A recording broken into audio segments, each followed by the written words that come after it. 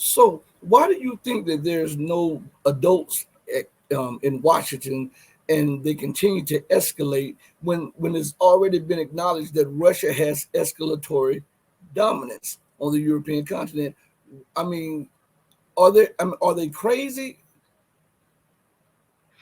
Well, I mean, crazy, no, that would be disrespectful. I think many of them are quite intelligent. Um, the problem is they are married to a vision of America that's 20 to 30 years out of date.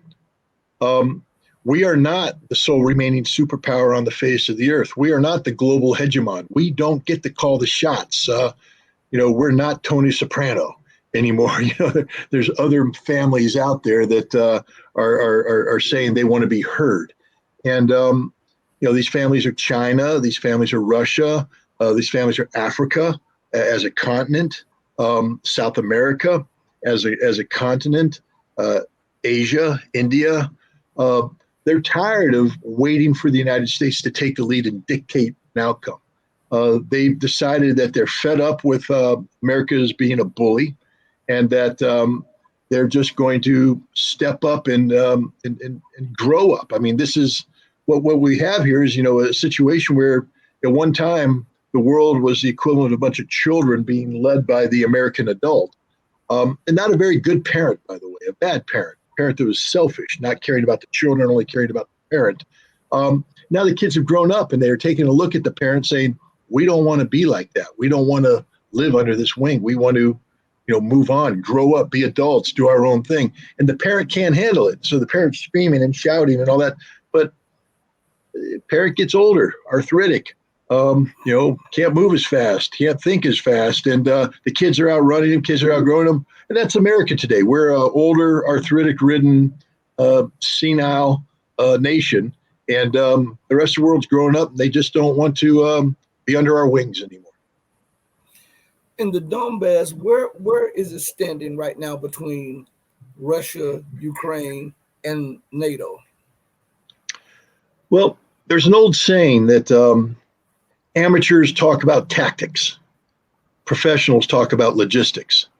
And you're going to see a whole bunch of people out there talking about, man, if the Ukrainians can just get some tanks up there and they can get some airplanes and they can do this and they can do that and they can do this, and the Russians can't do this, that, and the other thing. A, they're just dead wrong, but B, they're talking the wrong fight.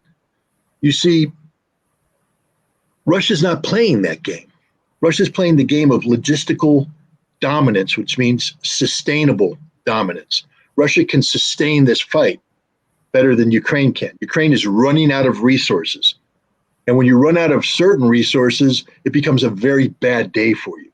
Russia has spent the entire winter and early months, weeks of the spring, destroying Ukraine's ability to sustain this fight.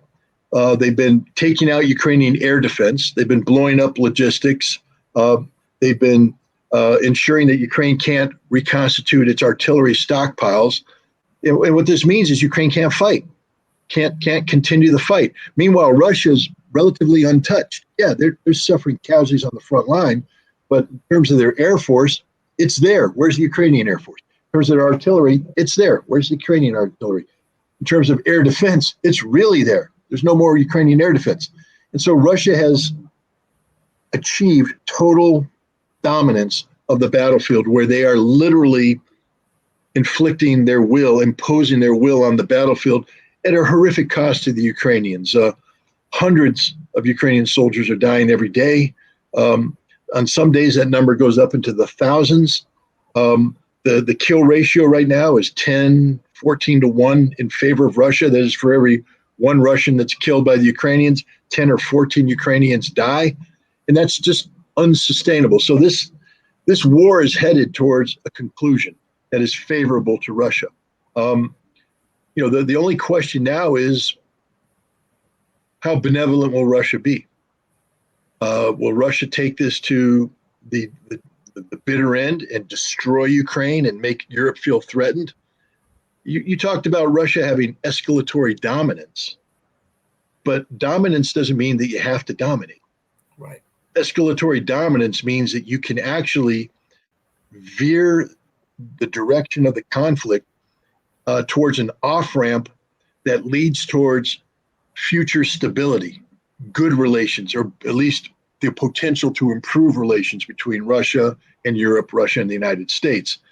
And this is why we saw China get involved. Believe me, China would not have made the phone call to Zelensky if Russia didn't want them to make that phone call. Russia wanted them to make that phone call because Russia continues to believe in a diplomatic solution to this problem. They tried to get a diplomatic solution before the war. They were shut down. The way they originated this conflict was to achieve a rapid diplomatic solution. Almost got that, but NATO stepped in and said no. And so everybody's saying, well, that means Russia's now going to go to no, their goal is still a diplomatic solution. And so they welcome the Chinese intervention.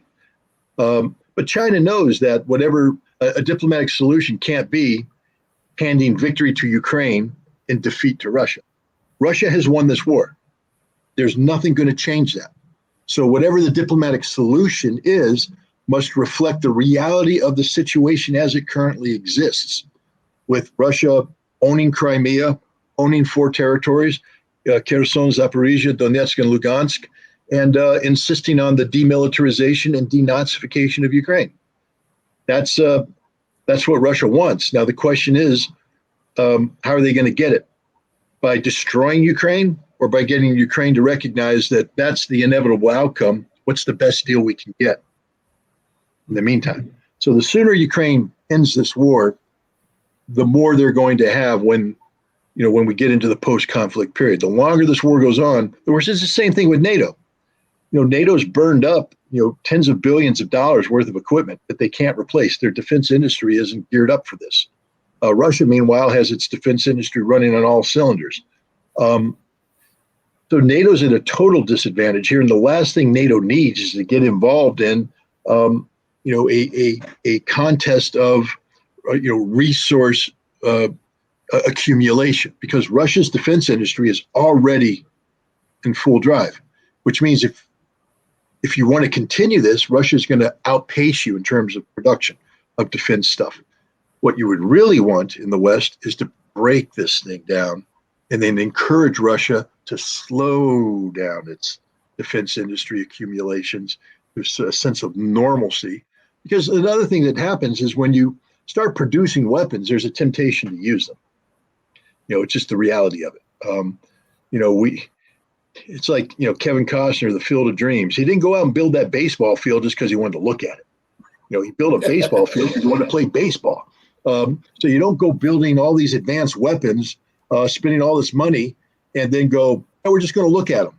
No. You got them. Temptation is to use them. And we need to take that temptation away. We need not to give Russia an excuse to use these weapons.